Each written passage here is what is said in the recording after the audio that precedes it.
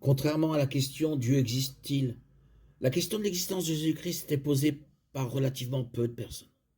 La plupart des gens admettent que Jésus était vraiment un homme qui a vécu en Israël il y a 2000 ans. Le débat commence par la discussion sur l'identité complète de Jésus. Presque toutes les grandes religions enseignent que Jésus était un prophète, un bon enseignant ou un homme pieux. Mais la Bible nous dit que Jésus était infiniment plus qu'un prophète, un bon enseignant ou un homme pieux. Dans son livre, Claude Lewis écrit ce qui suit. « J'essaie ici d'empêcher quiconque de dire la chose vraiment stupide que les gens disent souvent à son sujet. Je suis prêt à accepter Jésus comme un grand maître de morale, mais je n'accepte pas sa prétention à être Dieu. C'est la seule chose que nous ne devons pas dire. Un homme qui n'était qu'un homme et qui disait le genre de choses que Jésus a dites ne serait pas un grand maître de morale, il serait soit un fou même, au même titre qu'un homme qui se dit un œuf poché soit le diable de l'enfer. Vous devez faire votre choix. Soit cet homme était et est le Fils de Dieu, soit un fou ou quelque chose de pire.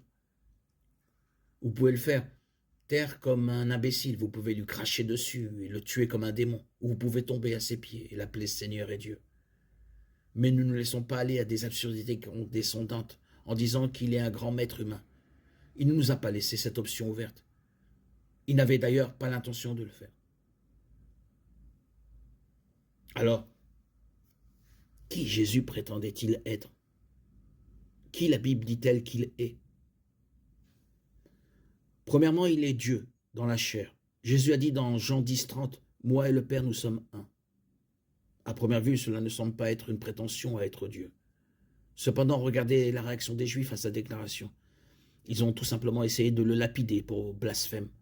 Parce que toi, un simple homme, tu prétends être Dieu. Jean 10, 33. Les Juifs ont donc compris la déclaration de Jésus comme une prétention à être Dieu. Jésus ne corrige jamais les Juifs, ni ne tente de clarifier sa déclaration. Il ne dit jamais « je n'ai pas prétendu être Dieu ». Lorsque Jésus a dit « moi et le Père nous sommes un », Jean 10, 30, il prétendait vraiment être égal à Dieu. Dans Jean 8, 58, Jésus revendique la préexistence, un attribut de Dieu. En vérité, je te le dis, avant qu'Abraham fût, je suis. En réponse à cette déclaration, les Juifs prirent de nouveau des pierres pour lapider Jésus. Jean 8, 59. En revendiquant la préexistence, Jésus s'est attribué à lui-même le nom de Dieu. Je suis. Exode chapitre 3, verset 14.